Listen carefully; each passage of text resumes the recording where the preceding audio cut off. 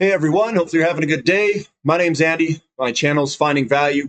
Today we're going to go over some energy related articles, oil, coal, some renewables, looking at some shortages that some of these companies are seeing in terms of supply chain shortages for some of their stuff.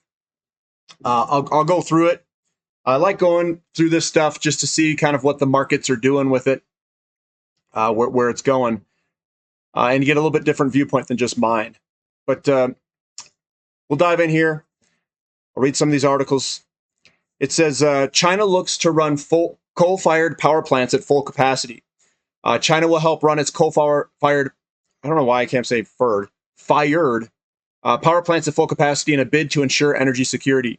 A few months ago, China ordered a ramp up of coal production, which hit record highs for both December 2021 and the whole of 2021. It says China is losing time for crucial climate action. Man, they really plug that in everywhere they can.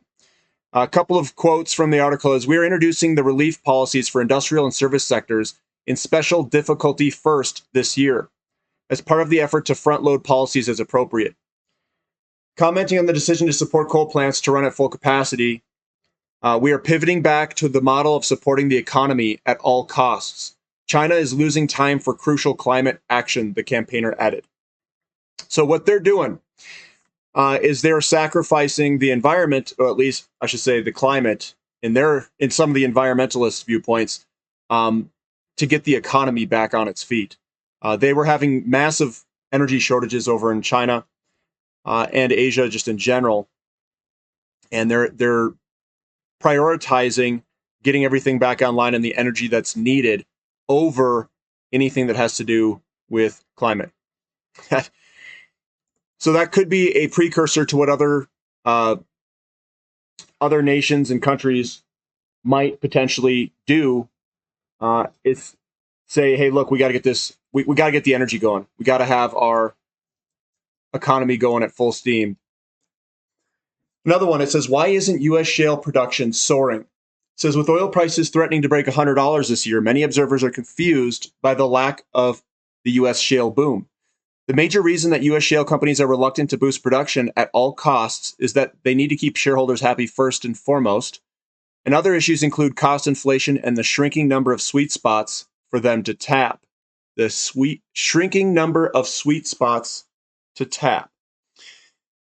It says, you just can't keep growing 15 to 20% a year. Pioneer Natural Resources Scott Sheffield told the Wall Street Journal. It says, you drill up your inventories, even the good companies. The capital that historically we would spend in growing the company, now we're redeploying that in the form of share repurchases. That's Diamondback Energy chief executive. So rather than just growing everything irrespective, they have to do it in a way, because remember, some of these companies, they can't get loans as easily. So they're having to use their capital much more wisely. There's also a couple of other things in terms of supply chain shortages that I'll show you later on that are causing some problems, wreaking some problems, some havoc. We've got forecasters have no clue where oil demand is really going. I like that. I think a lot of forecasters have no clue where the demand of a lot of things are really going. They kind of mess everything up. But what it says in this article is, the giant gap between high and low case energy scenarios creates enormous uncertainties for investors and companies.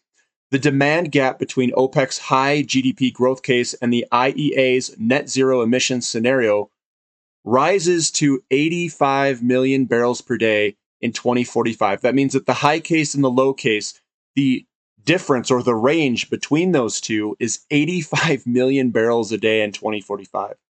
It says, with each year, outlooks diverge more sharply from current market realities, under pressure to project alignment with both climate and energy access targets against a backdrop of increasing prices and volatility in global energy markets. This giant gap between high and low case energy scenarios creates enormous uncertainties for investors and companies that must make capital allocation decisions, as well as policymakers that develop energy roadmaps. Now, the cool thing is, if there's this large divergence, there's also a lot of uncertainty in the market, which means that money may not have gone into oil and hasn't yet gone into the oil producers. They are still of incredible value any way you measure them by. If you measure them by value in terms of their cash flows and their net present value of those cash flows and the potential for increased oil prices out in the future and where their pricing is today, they should be far higher, in my opinion. Now, if these guys get the forecast wrong and we use more oil going forward, which it looks like the demand is increasing, we're in the middle of the S curves for China and India to adopt and to grow their oil consumption quite dramatically. So the forecasters could be dramatically wrong. The investors could be dramatically wrong. And if that's the case, that's the opportunity. The opportunity is that the value's in oil, and that if we don't wrap our oil lower, we could see shortages of oil all over the place, like massive shortages. Because a lot of companies they're not increasing their production in the wilderness, and all these environmentalists, they're shutting down not just money to these companies, but they're shutting down areas to drill as well. So I'm a buyer. I'm holding on. I think it's great value. Looking at some of these in terms of renewables, so I try to understand the renewables side and their what they are planning or proposing. So it says during windy or sunny days, excess electricity can be sent to run electrolyzer machines. This is for hydrogen. That split water into hydrogen and oxygen. The hydrogen can be stored, and if renewable power sources dwindle or on calm or dark days, the gas, it should be hydrogen, can fuel a turbine that generates electricity to shore up the grid. Industry can also use the hydrogen directly as fuel and feedstock instead of fossil fuels or hydrogen that today is manufactured from natural gas. So they're saying that they're going to create hydrogen from electricity through electrolysis. They've got the electrolyzer here. So they have wind, solar going to a power grid. They've got electrolyzer for excess power on the grid. We've got households and industry, a gas turbine, and hydrogen storage to cover the gap of if it's not sunny out or if the wind's not blowing. So they're storing it as hydrogen, and this does make the best sense, although hydrogen is a little bit of a energy sink. It uses energy to create hydrogen, but it could be a storage of electricity. It says electricity creates hydrogen. Electrolyzers have various designs in one prevalent system. Water molecules react with an anode, splitting into oxygen molecules and hydrogen ions. Oxygen is released to the air. The hydrogen ions cross a polymer membrane to a cathode, where they react to form hydrogen gas molecules, which are sent to storage. And I think this cathode membrane and anode, there's platinum in there. Platinum would be an absolute winner in this type of selection if they select to go with the hydrogen economy. Hydrogen creates electricity. When the grid needs electricity, stored hydrogen is sent to gas turbines. It is injected as a fuel in a combustion chamber where it mixes with compressed air and ignites, creating a high-pressure gas stream that turns turbine blades that spin a generator producing electricity. We very well could go to something like that, and it would be very platinum dense, and I don't think we have the platinum to actually sustain any sort of massive ramp up of this. So that's why I like platinum a lot, because they're used in these cathode membrane anode exchange there between it. Here's what it would take for the US to run on 100% renewable energy. This was an article written in 2016. This is the US power supply. Fossils and nuclear are coming down, and they have it going to a very small amount by 2040. Even 2030, they're saying that it's a very small amount. Something on the lines of less than 20%. There's no way that I can see this happening this fast. And the way that they have this is they have in 2020 that renewables would be ramping up dramatically by 2020, greater plus or minus 20%. I don't think we have that amount of electricity being generated by renewables, but who knows?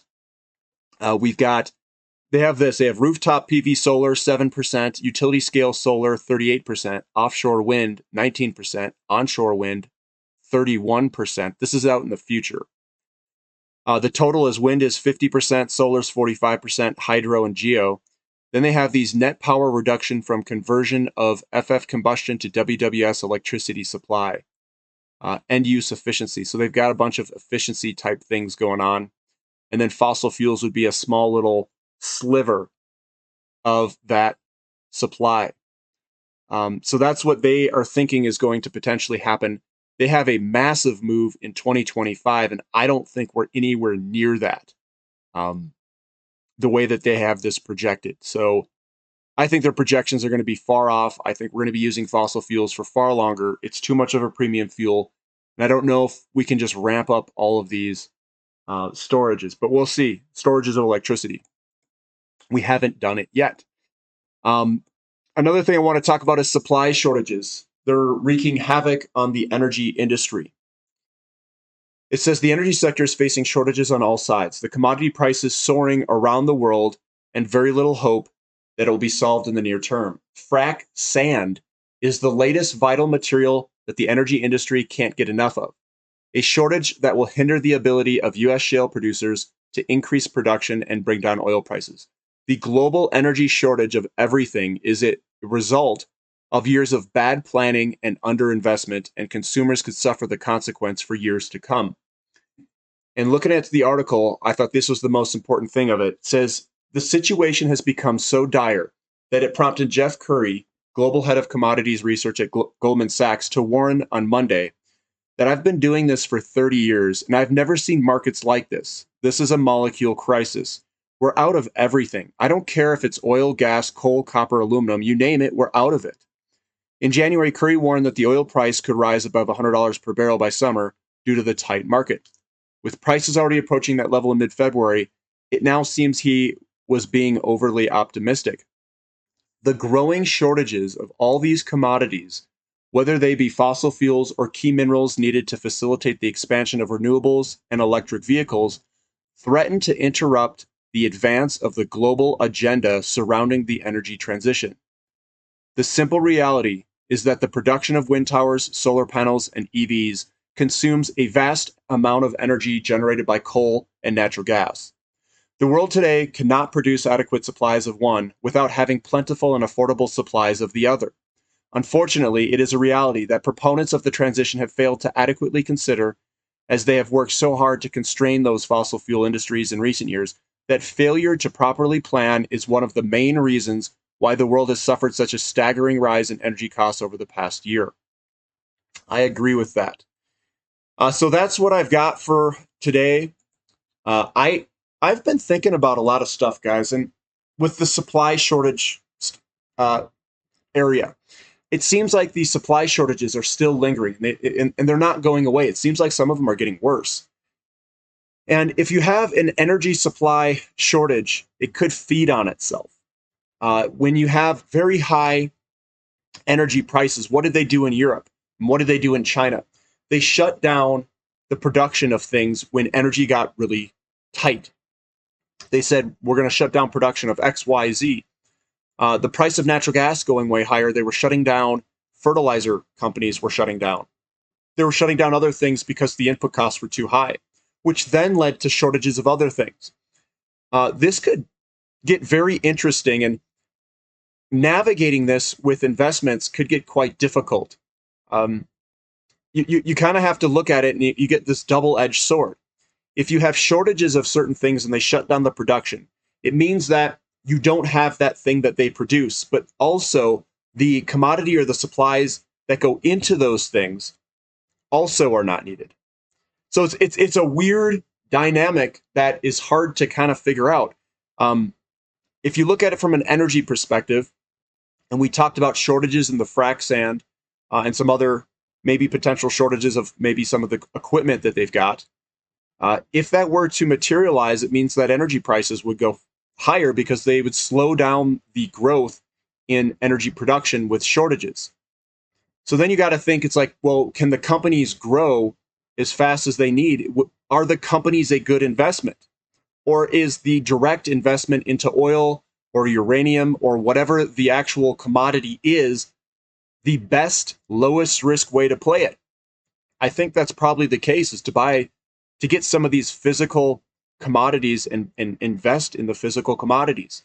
I'm in physical platinum, silver. I do have some gold. But I mean, when you look at it, it's a very weird dynamic that I don't know if we've encountered this badly in the system. It's very weird, and you get in this thought of, do I buy the physical commodity? Do I buy the actual company that produces it? If the company that produces it has supply chain shortages and they can't produce as much as they can, you get more of a shortage of the very thing that you need, and then the company is going to suffer with its earnings and its production. So you're kind of thinking like, okay, but it's a difficult scenario, and maybe I'll start putting a little bit more money towards some of these physical commodities. Maybe I'll get some of that Sprott Uranium Physical Trust. That seems like a pretty good bet because it does take a lot of energy to get these projects going.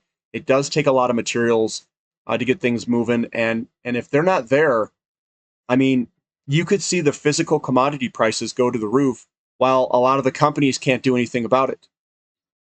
Then you're just short with a bunch of shortages of a whole bunch of different things. It's a weird dynamic. We'll see how it plays out. I'll stay on top of it with the articles and the shortages that we're seeing. But I don't know. I mean, that's why I went to the physical metals. But it's almost like maybe I want to go to some of the physical, like physical metal, like uranium, and get in that and hope that, I don't know. It's a weird catch. Going into the miners versus the actual physical metals. I'm still up in the air on it. I'll end it there, guys. Give me a thumb up for the content. Subscribe to the channel if you haven't already. And thank you for listening. This is Finding Value.